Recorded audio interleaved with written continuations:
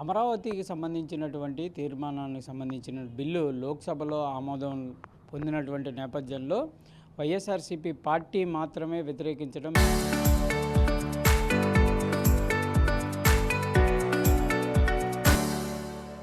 మిగిలిన పార్టీలంతా కూడా దానికి మద్దతు తెలిపినటువంటి పరిస్థితులు ఉన్నాయి. అయితే పూర్తిగా నిన్న జగన్ మాట్లాడినటువంటి మాటలకు సంబంధించిన దానిపైన తీవ్రమైనటువంటి వ్యతిరేకత వ్యక్తమవుతున్నటువంటి పరిస్థితులు ఉన్నాయి. ప్రస్తుతం మనతో పాటు గుంటూరు జిల్లా జనసేన పార్టీ అధ్యక్షులు ఉన్నారు, మాట్లాడదాం.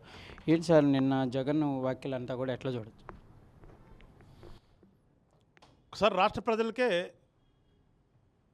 వదిలిపెడతాం జనసేన పార్టీ నుంచి. మేము నిన్న జగన్మోహన్ రెడ్డి గారు ఏం మాట్లాడారు, ఎందుకు మాట్లాడారు, ఎక్స్ సీఎం, ప్రజెంట్ ఎమ్మెల్యే, ఒక పార్టీకి అధ్యక్షుడైనటువంటి వ్యక్తి రాజకీయ నాయకుడై ఉండి రాజకీయాల్లో ఏమి మాట్లాడుతున్నాం, ప్రజాస్వామ్యంలో ఏమేమి సందేశం ఇస్తున్నాం అనేది ఒకసారి రాష్ట్ర ప్రజలు ఆలోచించుకోమని చెప్తున్నాను. మరీ ముఖ్యంగా ఆ పార్టీకి సపోర్ట్ చేస్తున్నటువంటి వర్గాలు ఏవైతే ఉన్నాయో వాళ్ళందరినీ కూడా కోరుతున్నాను. ఒక్కసారి మీరు ఆలోచించండి, ఎలాంటి నాయకుడికి మీరు సపోర్ట్ చేస్తున్నారో, ఎలాంటి నాయకుడు వెనక మీరు నడుస్తున్నారో ఒక్కసారి మీరు ఆలోచన చేసుకుంటే ఈ రాష్ట్రం మరింతగా అభివృద్ధి చెందిద్దని చెప్పేసి రాష్ట్ర ప్రజలకే వాళ్ళ విజ్ఞతగా వదిలిపెడుతూ, ఎందుకోసం ప్రెస్ మీట్ పెట్టావు, అసలు ఏమి చెప్పాలని ప్రెస్ మీట్ పెట్టావు, అది ఇవాళ మళ్ళీ ప్రెస్ మీట్ పెట్టి జగన్మోహన్ రెడ్డి గారు చెప్పాలి. ఎందుకంటే వాళ్ళ పార్టీ వాళ్ళు ఏదో అడుగుతున్నారు, మా నాయకుడు మాట్లాడిన దానికి ఇంతవరకు ఆన్సర్ ఇవ్వలేకపోయారు ఎవరని. ఏం మాట్లాడావు నువ్వు మాట్లాడింది ఏదైనా ఉంటే కదా మాట్లాడతానికి. మేము ఏదైనా ప్రజలకు అర్థమయ్యే భాషలో మాట్లాడితే, లేదు రాజకీయ పార్టీ నాయకులకైనా నువ్వు ఏదైనా ఒక సూటుకు క్వశ్చన్ వేయగలిగితే ఆ క్వశ్చన్కి సమాధానం చేస్తాం.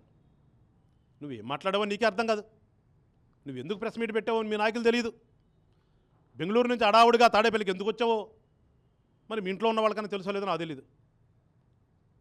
ఇలాంటి పరిస్థితుల్లో ఆయన వచ్చి మాట్లాడినటువంటి మాటకు మేము ఎందుకు స్పందన ఇవ్వాలి, ఎందుకు స్పందించాలి?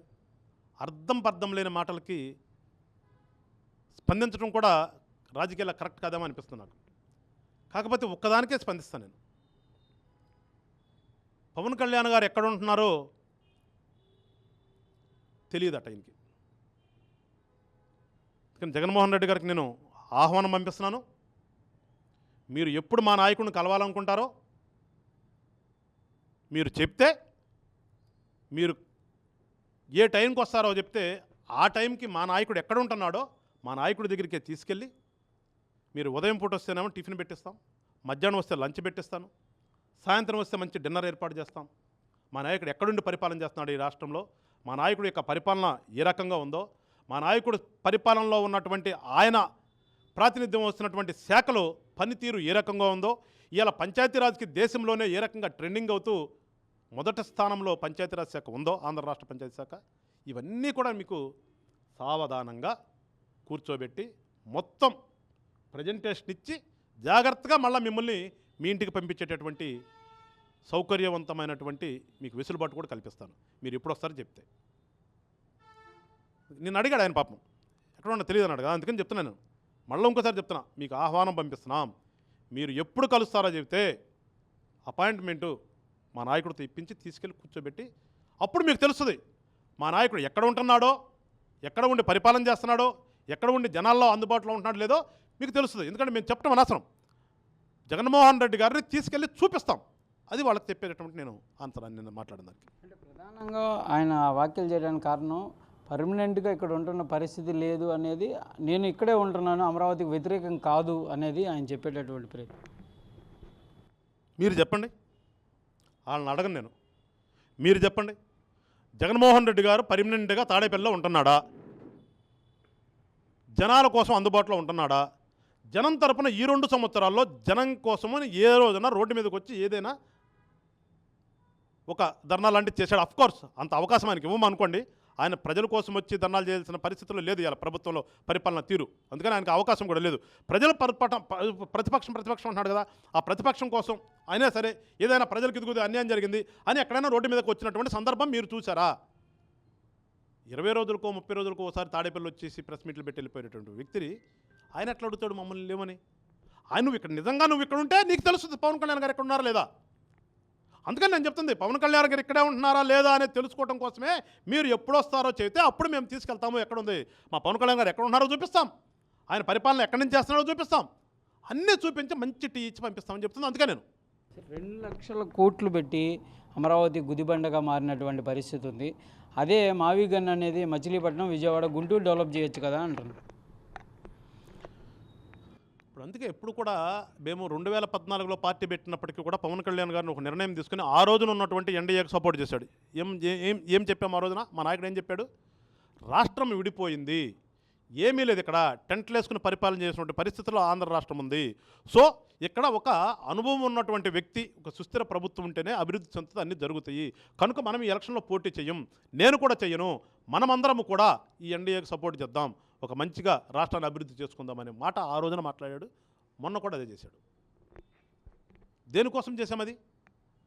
ఆంధ్ర రాష్ట్రానికి ఏమీ లేదు కాబట్టి.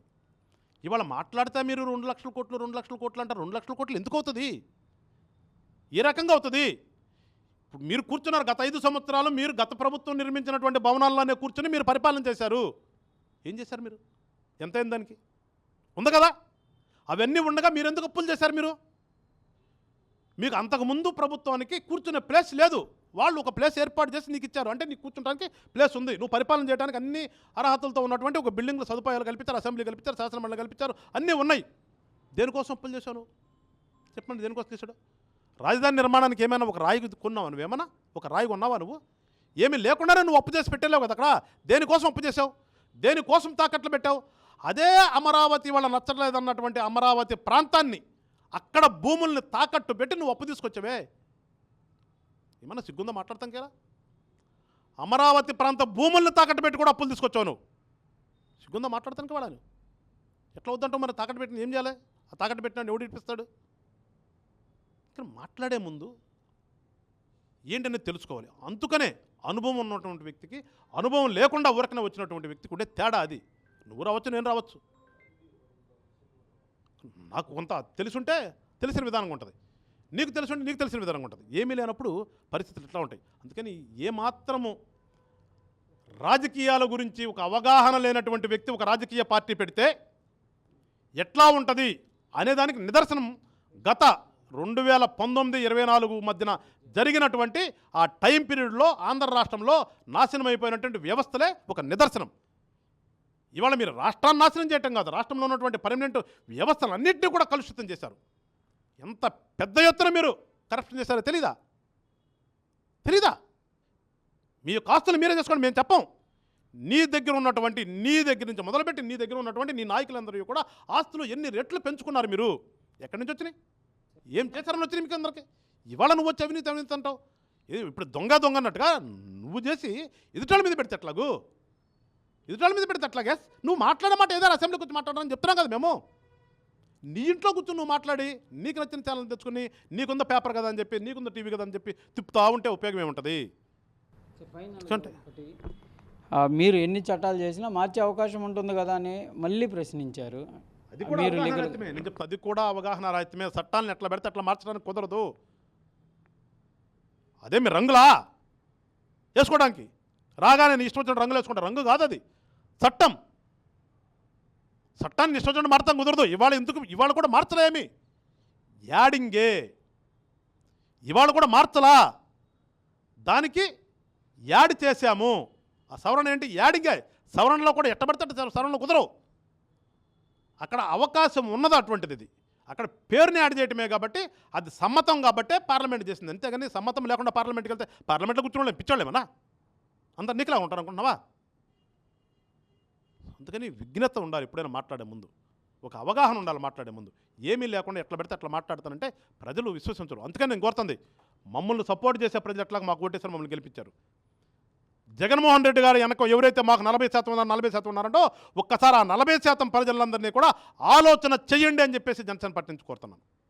ఇది ప్రధానంగా కూడా అవగాహన ఉన్న వ్యక్తికి, అవగాహన లేనటువంటి వ్యక్తి పరిపాలనకి ఎలాంటి పరిస్థితులు ఉంటాయనేది క్లియర్గా జగన్మోహన్ రెడ్డి వ్యాఖ్యలే నిదర్శనంగా నిలుస్తున్నాయంటున్నారు జనసేన గుంటూరు జిల్లా అధ్యక్షులు గాదే వెంకటేశ్వరరావు. ఇది కెమెరామెన్ సిద్ధుతో సాయి శంకర్, గుంటూరు నుంచి.